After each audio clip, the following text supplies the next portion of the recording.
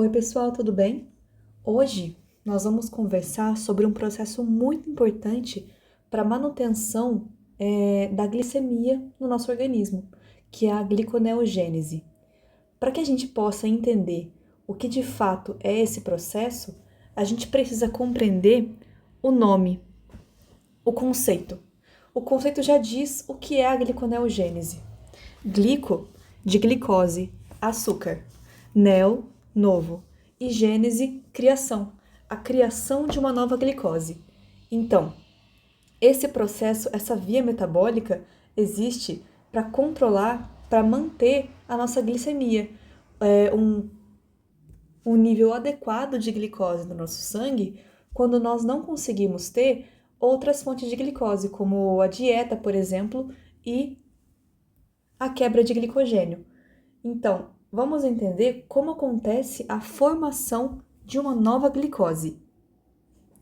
Primeiro, a gente tem que entender quando que a gliconeogênese acontece. Eu falei que ela acontece justamente para manter os níveis de glicose no nosso sangue, para preservar a nossa glicemia. Ou seja, faz sentido que a gliconeogênese aconteça quando não existe glicose suficiente no sangue, quando aquelas outras fontes de glicose que o nosso corpo tinha antes não existem mais. Ou seja, aquela minha glicose que veio da dieta, veio de carboidratos da ingestão, não existe, não está lá. Aquele glicogênio hepático que está reservado justamente para ser quebrado e convertido em glicose, não existe mais ou é muito pequeno, tem uma concentração muito pequena. Então faz sentido que a gliconeogênese aconteça em períodos de jejum prolongado. Esse gráfico mostra em horas e dias quando a gliconeogênese acontece. Então, a partir de 4 horas depois de uma ingestão, uma refeição, a minha glicose exógena, ou seja, aquela que eu ingeri, ela começa a cair. E aí a minha glicogênese acontece, a minha formação, a minha glicogenólise, que é a minha quebra de glicogênio hepático, acontece. Eu tenho pouca glicose exógena, pouca glicose no meu sangue, uma hipoglicemia, então eu vou quebrar a minha reserva hepática de glicose, que é a glicose em forma de glicogênio, glicogenólise. Só que essa reserva acaba. E a partir do momento em que ela começa a acabar, o nosso organismo, que é tão inteligente, ele pensa: nossa, se a minha reserva hepática acabar, eu não vou ter glicose e tecidos como o tecido cerebral, cristalino dos olhos, células vermelhas do sangue, os eritrócitos no caso, células testiculares, não vão ter o que usar para produzir energia. Então, eu preciso manter a minha glicose ativa. Então, a minha solução para manter essa glicose em níveis constantes, em níveis preservados e normais, eu preciso, então, produzir glicose a partir de outras substâncias, de outras moléculas que eu tenho disponíveis no meu organismo, que podem passar pela via metabólica gliconeogênese para se converter em glicose. Então, perceba que, por ação do glucagon, que é um hormônio hiperglicemiante, ou seja, um hormônio que causa hiperglicemia, vai aumentar a minha glicogenólise e a minha gliconeogênese, quando o meu organismo percebe que a glicose pode acabar a qualquer momento. A minha reserva de glicogênio, ela vai acabar mais ou menos após 30 horas, que é o pico de produção da minha glicose, da minha nova glicose, da minha gliconeogênese. Agora, a partir do momento em que eu tenho um jejum muito prolongado, de 2 dias, 16 dias, 24 dias, eu vou ter a quebra de substâncias que são essenciais no meu organismo para que eu possa produzir glicose. Ou seja, eu vou ter, obviamente, uma diminuição da glicogenólise, porque eu não tenho mais uma reserva hepática de glicogênio. Eu vou ter uma proteólise hepática e muscular, porque agora eu vou começar a usar pedaços de proteína para produzir glicose. Eu vou ter lipólise, porque agora eu vou usar pedaços de triglicerídeos para fazer glicose. e eu vou ter a produção de corpos cetônicos, que também podem ser usados como combustível para aqueles tecidos que eu mencionei antes, em especial o tecido nervoso, o cérebro. Esse esquema mostra perfeitamente as fontes de precursores de glicose que existem no meu organismo. Então, por exemplo, nos meus músculos existem proteínas que são compostas de aminoácidos. A maior parte dos aminoácidos pode ser usada como precursor para a gliconeogênese, em especial a alanina e a glutamina. A alanina e a glutamina são aminoácidos que são formas de transporte de grupos amino, então elas podem ser usadas como precursores. Essa alanina e a glutamina, elas são levadas até o meu fígado e elas doam o seu grupo amino para participar do ciclo da ureia e aquele esqueleto carbônico que resta é convertido em piruvato, que então vai ser convertido em oxalacetato, e aí nós vamos fazer uma via quase que invertida da glicólise. Por que eu digo quase? Logo vou explicar como acontece passo a passo da via metabólica da gliconeogênese. É bem parecida com a glicólise, mas tem umas diferenças muito importantes que precisam ser apontadas. Agora, um detalhe muito interessante é a produção de lactato pelo meu músculo após um exercício intenso. Logo, logo eu vou explicar sobre o chamado ciclo de Cori, em que aquele lactato produzido pelo metabolismo anaeróbico da glicose no meu músculo pode ser levado ao fígado, passar por aquele mesmo processo que a alanina e a glutamina passaram para se tornar glicose, e essa glicose pode então ir ao meu sangue, voltar ao meu músculo e se transformar em glicogênio muscular. Esse é o ciclo de Cori e vou destrinchar ele melhor daqui a pouquinho. E é importante lembrar que a gliconeogênese é um processo que acontece especialmente no fígado, mas pode acontecer também no meu córtex renal. A maior parte dos aminoácidos vai então poder ser usada na gliconeogênese, exceto esses dois especiais aqui, a lisina e a leucina. Só que nem todos os aminoácidos que vão entrar na gliconeogênese vão se transformar em piruvato. Alguns deles podem se transformar em outros outros intermediários do ciclo de Krebs, que vão então entrar para aquela via glicolítica mais ou menos inversa, quase inversa. Nós podemos ter aminoácidos que vão se converter em succinil-CoA, fumarato, oxalacetato, alfa-acetoglutarato, mas especialmente piruvato. Mas então, como de fato ocorre essa conversão, essa entrada desses precursores para a via metabólica da gliconeogênese? Primeiro, eu preciso ter a formação de um intermediário da glicólise, porque eu quero fazer uma quase via glicolítica inversa, quase, não 100%, algumas reações são diferentes. Mas eu preciso formar um intermediário da glicólise. E isso acontece quando a gente forma um intermediário do ciclo de Krebs. Então, como acontece? Primeiramente, o lactato e a alanina, ambos podem se converter em piruvato. No caso do lactato, isso vai acontecer com a transformação de um NAD em NADH mais H. Esse piruvato agora, ele vai entrar na minha mitocôndria e, por uma enzima muito importante, chamada de piruvato carboxilase, não se esqueçam desse nome, vai converter esse piruvato, vai catalisar a reação que converte o piruvato em oxaloacetato. Agora, com gasto de 1 ATP. Agora, esse oxaloacetato, ele pode passar por 2 vias, 3 na verdade.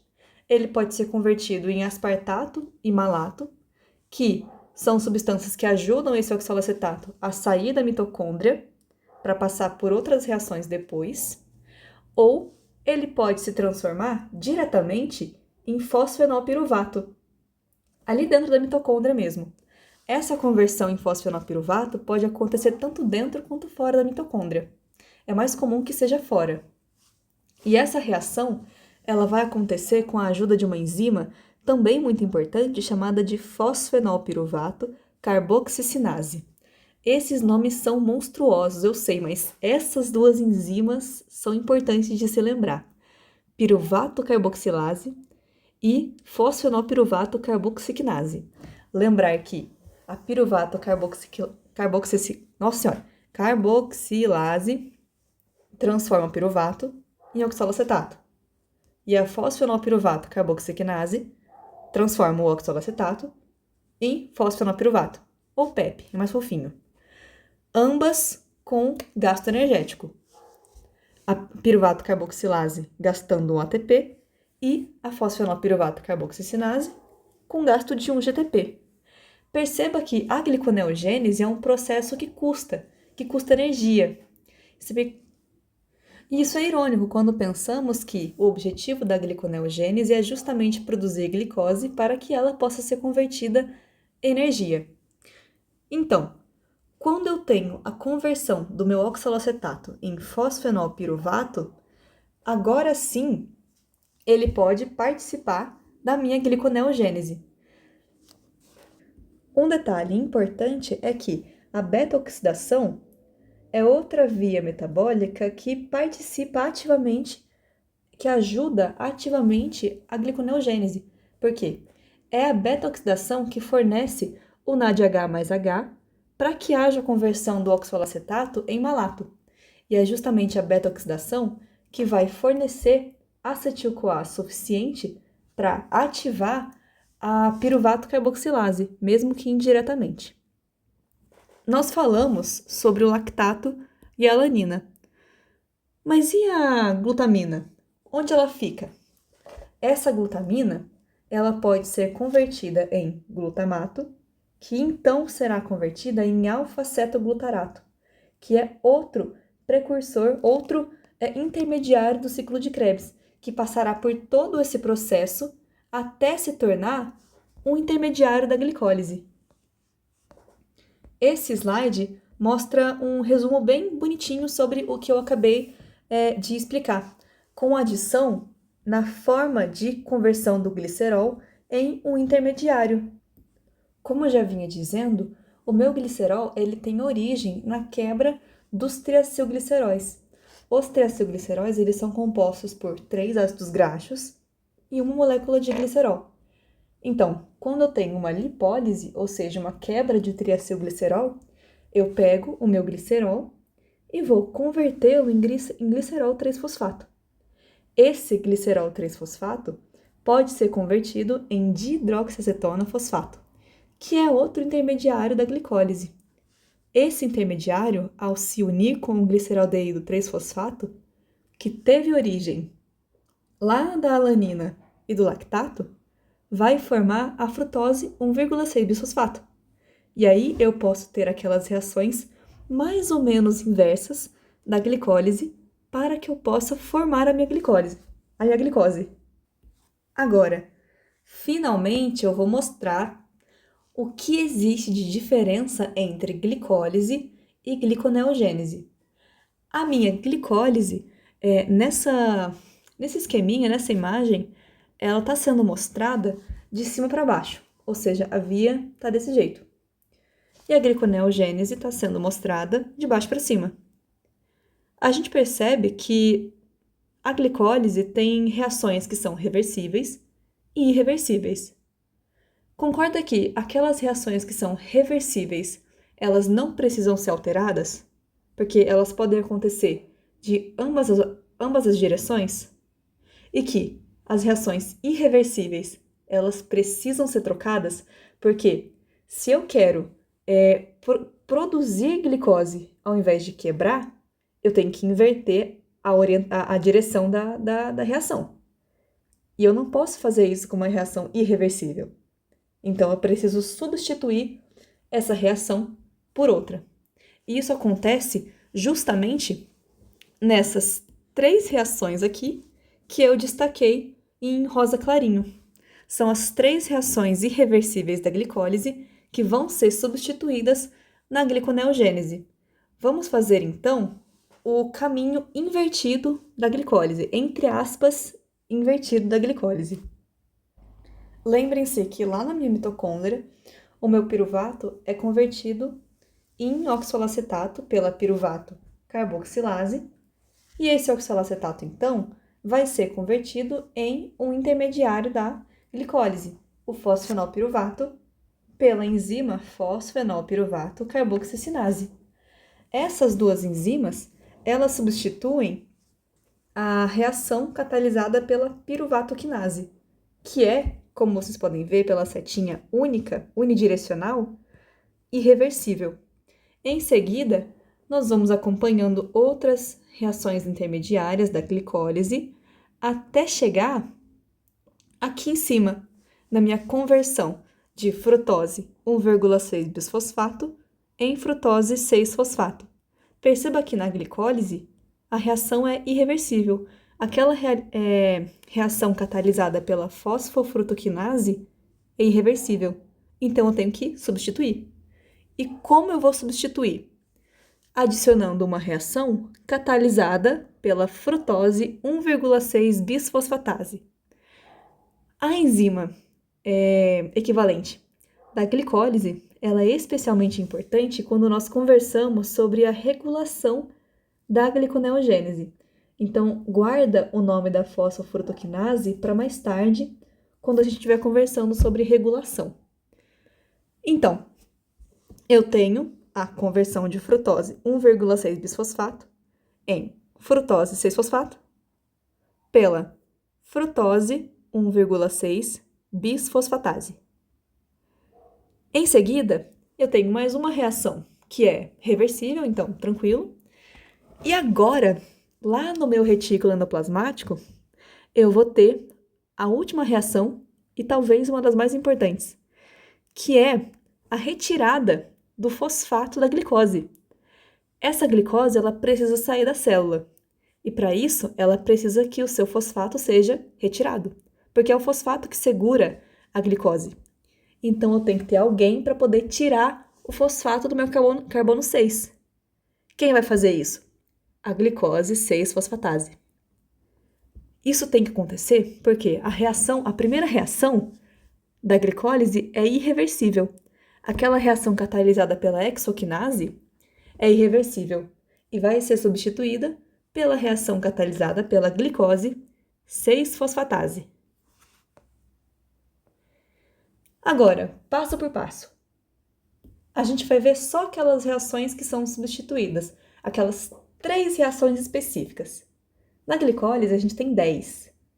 Só 3 são substituídas. Por isso que eu digo que são reações quase que iguais. A primeira reação que vai ser substituída na gliconeogênese é aquela que a gente conversou. Na glicólise, a gente tem a conversão do fosfenolpiruvato em piruvato para que ele entre no ciclo de Krebs, pela piruvatoquinase. Na gliconeogênese, essa reação vai ser substituída por 2, pela conversão do piruvato em oxalacetato, pela piruvato carboxilase, e, em seguida, a conversão do oxalacetato em fosfenolpiruvato, pela fosfenolpiruvato carboxicinase. O fosfenolpiruvato, então, será o intermediário da glicólise para que essa reação para que essa via metabólica possa ser quase que invertida. Em seguida, a segunda reação que é substituída é a conversão da frutose 6-fosfato pela frutose 1,6-bisfosfato. Na gliconeogênese, essa reação vai ser substituída pela reação catalisada pela frutose 1,6-bisfosfatase, em que eu vou ter o inverso, a conversão da frutose 1,6-bisfosfato em frutose 6-fosfato. Por fim, eu tenho aquele processo mais importante, que eu julgo ser o mais importante, que é a retirada do fosfato da glicose. Na glicólise, eu tenho a adição de um fosfato, para que eu possa prender a minha glicose na célula. Mas na gliconeogênese, eu quero causar uma hiperglicemia, eu quero aumentar a glicose no sangue. Então, eu tenho que tirar o fosfato da glicose. Isso eu vou fazer catalisando essa reação por meio da glicose 6-fosfatase. Eu vou tirar o fosfato da minha glicose e formar uma glicose, mais um fosfato. Em seguida, eu vou mostrar agora esse último processo acontecendo no retículo endoplasmático. A minha glicose 6-fosfato, após entrar no retículo endoplasmático por um transportador, ela vai ser convertida com a ajuda da glicose 6-fosfatase em glicose. E, então, essa glicose pode livremente sair do meu retículo endoplasmático e, com a ajuda do meu transportador GLUT2, ela pode sair da minha célula e, enfim, ir para a minha corrente sanguínea, entrar em um capilar. Agora, nós entramos na parte mais legal da gliconeogênese, que é a regulação hormonal. Faz sentido que uma via metabólica que tenha o objetivo de criar glicose e jogar essa glicose no sangue seja regulada por aqueles dois hormônios que controlam a glicose no sangue, o glucagon e a insulina, certo? Então faz sentido pensar que o glucagon, por ser um hormônio hiperglicemiante, ele aumenta a gliconeogênese, ele estimula a gliconeogênese. E a insulina, por ser um hormônio hipoglicemiante, um hormônio que existe para tirar a glicose do sangue, faça supressão da gliconeogênese, impeça a gliconeogênese. Vamos pensar em cada um de forma separada, então. O que o nosso glucagon faz para aumentar a minha gliconeogênese? Primeiro, obviamente, o glucagon ele vai aumentar a expressão daquelas enzimas que participam e que são responsáveis pela gliconeogênese. A glicose 6-fosfatase, frutose 1,6-bifosfatase e a fosfenolpiruvato carboxigenase. Além disso, o glucagon ele tem uma ação especialmente importante que é aumentar a atividade da proteína quinase A.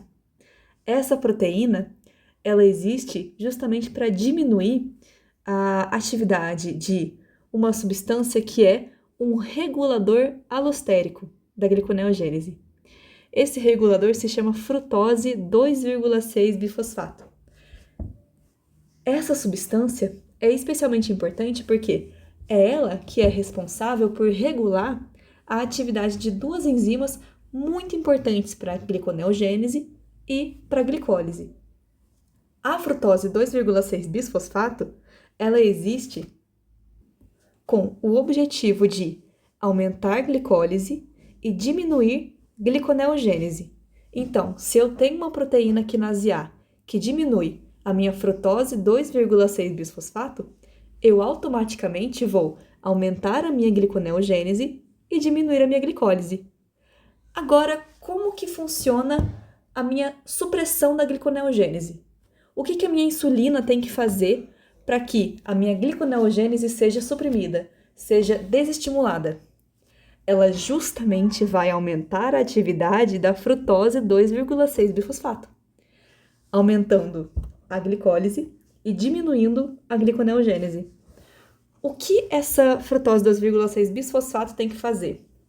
Ela precisa aumentar a atividade da fosfofrutoquinase 1, que é aquela enzima da glicólise que eu falei para vocês se lembrarem no começo, e ela diminui a atividade da frutose bisfosfatase 1, 1,6 no caso. Acho que aqui foi um pouquinho escrito errado. Frutose bisfosfatase 1,6. O que diminui a gliconeogênese.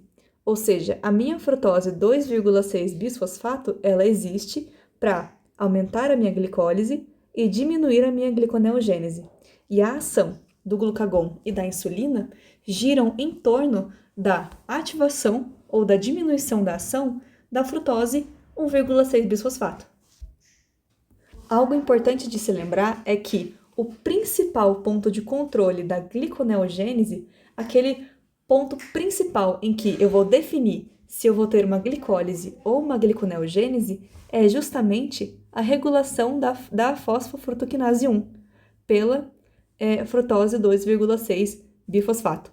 Então, o principal ponto de regulação da gliconeogênese pela insulina é na ativação da fosfofrutoquinase 1 pela frutose 2,6 bisfosfato. Por último, esse slide mostra, de uma forma bem resumida, as equivalências entre as enzimas que existem em cada uma das reações e quando acontece por estímulo de qual hormônio essas enzimas atuam e se elas estimulam cada uma dessas duas vias metabólicas. Na glicólise, que é estimulada pela minha insulina, eu tenho a ação da hexoquinase, da fosfofrutoquinase 1, da piruvatoquinase. Agora, na minha gliconeogênese, que é estimulada pelo glucagon, hormônio hiperglicemiante, eu tenho a ação da glicose 6-fosfatase, super importante, da frutose 1,6 bifosfatase, que também pode ser chamada de difosfatase, da fosfenolpiruvato carboxiquinase e da piruvato carboxilase.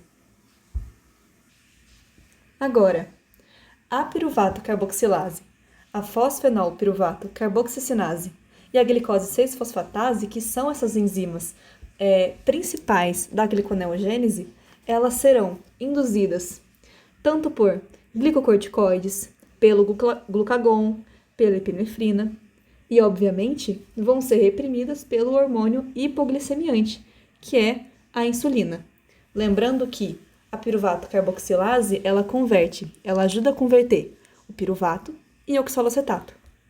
E a fosfenolpiruvato carboxicinase ajuda a converter o oxalocetato em fosfenolpiruvato. Agora sim nós entramos naquele famoso ciclo de Cori.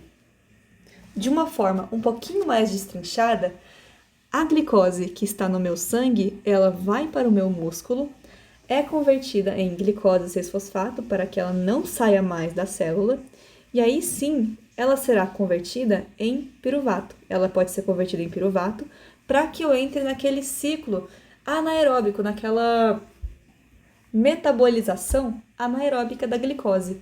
Essa glicose 6-fosfato, sendo convertida em piruvato, ela vai ser transformada em lactato, e esse lactato é justamente um dos precursores da gliconeogênese. Sendo precursor de gliconeogênese, ele volta para a minha corrente, vai para o meu fígado, e lá no meu fígado ele será novamente convertido em piruvato, e depois eu passo por todo aquele processo de conversão em intermediário de ciclo de Krebs, depois em intermediário de glicólise, e, enfim, eu posso converter esse intermediário em glicose 6-fosfato. Essa glicose 6-fosfato perde o seu fosfato e vira glicose, vai para o meu sangue, depois volta para o meu músculo, e aí sim, essa glicose, voltando para o meu músculo, ela vai ser convertida novamente em glicose 6-fosfato, e agora ela pode ser convertida em glicogênio.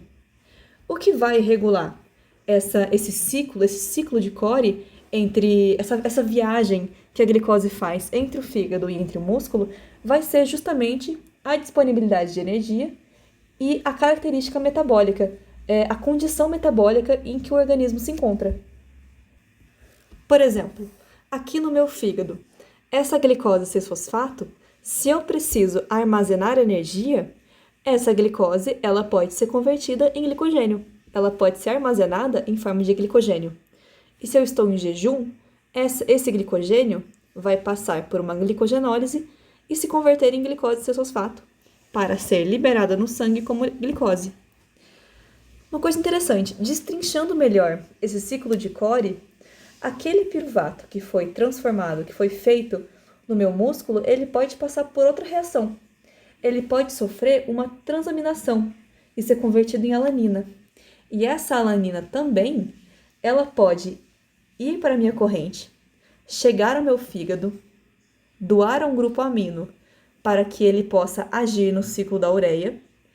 E essa alanina, sofrendo também uma transaminação, ela pode se transformar em um piruvato, que vai novamente agir na minha gliconeogênese. Então, o meu piruvato no músculo, ele vai ter duas formas de entrar novamente na gliconeogênese, seja como lactato, seja como alanina. Agora, nós chegamos na parte médica da aula. A aula resumo existiu justamente para que a gente chegasse nesse ponto. O álcool. A relação entre o álcool e a gliconeogênese. Como essa substância tão horrível para o nosso corpo pode interferir na nossa gliconeogênese. Primeiro, a gente tem que prestar atenção na conversão, na metabolização do álcool. O que acontece com o álcool a partir do momento em que ele é ingerido e ele vai para o nosso fígado? O álcool, que é no caso o etanol, ele vai passar por uma reação catalisada pela álcool desidrogenase. Ele vai ser convertido, então, em acetaldeído. Esse acetaldeído, ele é engraçado porque é justamente ele que causa os efeitos da ressaca. Dor de cabeça, vômito, náusea, sudorese, calorão, taquicardia, fadiga, todas essas questões. E esse acetaldeído, ele vai passar por mais uma reação catalisada pela aldeído desidrogenase. Essa enzima aqui é importante também. Se transformando em ácido acético, ou acetato, mesmo nome. Esse ácido acético pode ser convertido, então, em acetil-CoA. Isso é interessante porque explica por que o álcool pode ser considerado uma substância energética. Agora, preste atenção que, nessas duas primeiras reações, eu tive gasto de NAD. Eu peguei um NAD e transformei em NADH. 2 vezes.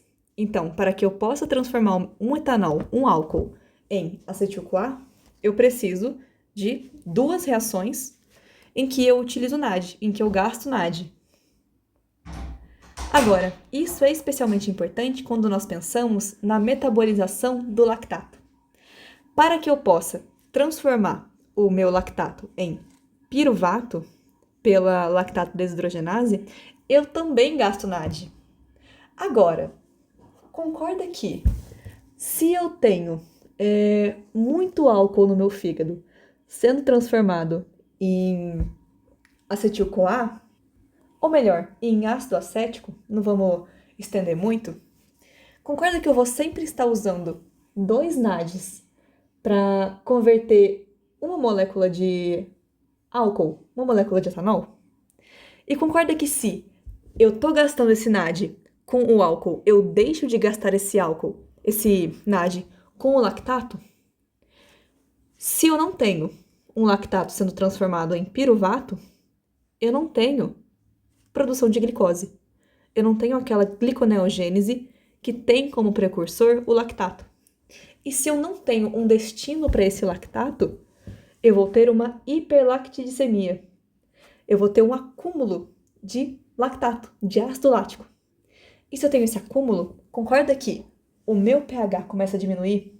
Eu começo a desenvolver uma acidose metabólica? E essa acidose metabólica, ela vai causar vários efeitos muito nocivos no nosso organismo, como um rebaixamento da ação do nosso sistema nervoso. Eu posso ter confusão, posso ter dificuldade de coordenação motora, posso ter um rebaixamento do nível de consciência. Tudo isso pela ação do álcool, que rouba o meu NAD e impede que o lactato seja convertido em piruvato. Justamente porque essas 2 reações utilizam o NAD. Agora, existe uma solução. Existe uma solução para o alcoolismo, para esse consumo excessivo de álcool que interfere na gliconeogênese. Essa solução se chama disulfiram. É engraçado, porque esse medicamento, esse disulfiram, ele interfere o metabolismo do álcool. Como? Perceba que o disulfiram, ele inibe a ação da aldeído desidrogenase.